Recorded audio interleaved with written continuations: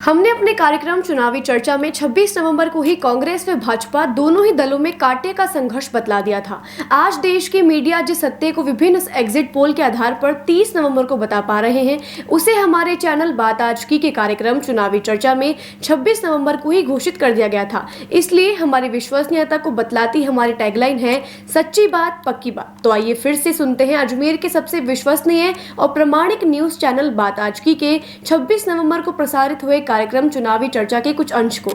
सुधीर जी, आज जो हम चुनाव चर्चा करने जा रहे हैं उसमें सबसे बड़ा जो टॉपिक है वो यही है कि मतदान का प्रतिशत बढ़ा है और मतदान का प्रतिशत बढ़ने के अंदर जो जिस तरीके की पोजीशंस हो सकती हैं उसमें ऐसा लग नहीं रहा है कि किसी भी पार्टी को, चाहे वो कांग्रेस हो, चाहे भारतीय जनता पार्टी हो या और कोई पार्टी, किसी को स्पष्ट बहुमत मिलने के आसार बिल्कुल कम हो गए हैं, न के बराबर हैं। यानी कि कोई भी पार्टी ऐसी नहीं जो अपने दम पर सरकार बनाने की हिम्मत रखती हो।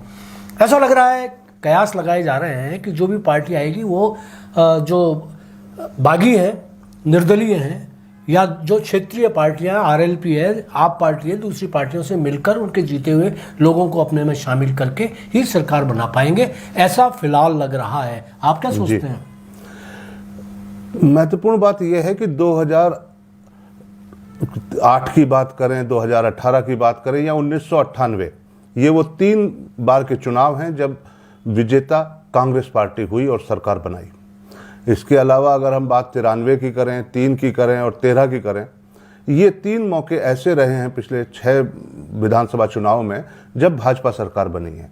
अगर हम सारे मानचित्र को देखें कि वोट प्रतिशत किस आधार पर आए, तो हम ये देखते हैं कि 3, 13 और 23 के अंतर्गत जब चुनाव हुए तो वोट प्रतिशत की जो इंक्रीज थी वो 3% से 3 या 3 से ज्यादा थी जी। और जब 1998, 8 और 18 था तब वोट प्रतिशत में जो बदलाव था वो सिर्फ 1% या उसके भी नीचे था जी।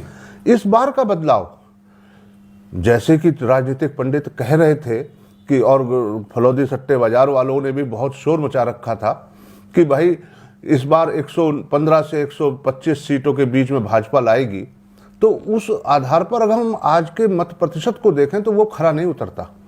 बात यह है कि इस बार भी मत प्रतिशत बढ़ा है, लेकिन 0.9%, मतलब 1% से भी कम बदलाव हुआ है। और ऐसी स्थिति में दोनों ही राष्ट्रीय दल बहुत तीव्र संघर्ष में फंसे हुए हैं और ये नहीं कहा जा सकता कि एक तरफा बहुमत मिल रहा है। जी जी, है ना।